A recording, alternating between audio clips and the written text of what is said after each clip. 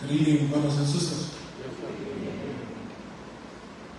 I am delighted to inform you that your humble servant is as happy in suffering for you and our cause as possible under being viciously outraged by a group of wanderers who have connived to do their worst to humiliate you to me in our fight for true emancipation and African redemption.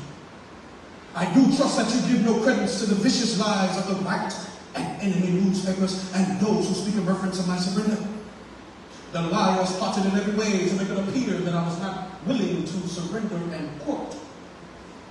My attorney had advised me that no mandate would be handed down for 10 or 14 days, as is the custom of the court. And that would have given me time to keep my speaking engagements in Cincinnati, Detroit, and Cleveland. I had left the city for 10 hours before the liars flashed the news that I was a fugitive. This was good news to circulate all over the world to demoralize the millions of Negroes in America, Africa, West Indies, and Central America. But the idiots ought to know that they cannot fool all the Negroes at the same time.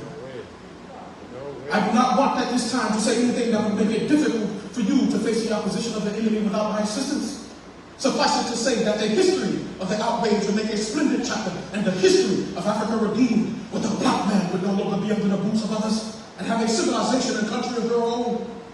The whole affair was a disgrace, and the whole black world knows it. We shall not forget.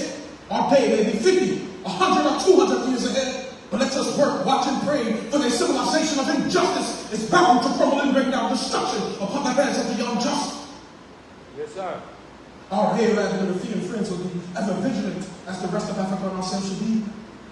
Be assured that I have planted well a seed of Negro or black nationalism which can never be destroyed by the foul play that has been meted out to me. My work has only just begun, and when the history of my suffering is complete, future generations will have in their hands the guide by which they shall know the sins of the 20th century. I know you too believe in time. And we shall wait 200 years if need be to face our enemies through our generations.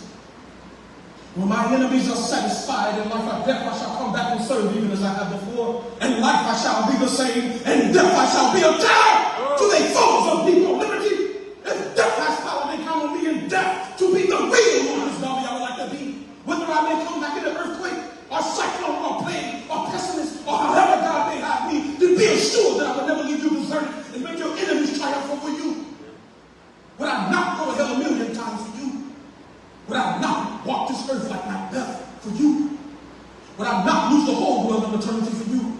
Would I not die a million times for you? Then why be sad? Jump! And be assured that if it takes a million years, the sins of our enemies shall meet the million generation of those who enter or oppress us. If I die in the land of my work, only then just begins, for I shall live in the physical or spiritual to see the day of the Lord's glory. When I am dead, wrap the mantle of the red, black, and green around me, for in the new life I shall ride with God's grace and blessings to lead the millions of the hyper triumph with the cause that you know well. Look for me in the whirlwind of the storm. Look for me all around you, for with God's grace I shall come back and bring with me countless millions of black slaves who have died in America, Africa, the West Indies, to lead you in your fight for liberty, freedom, and life. Hallelujah. One God.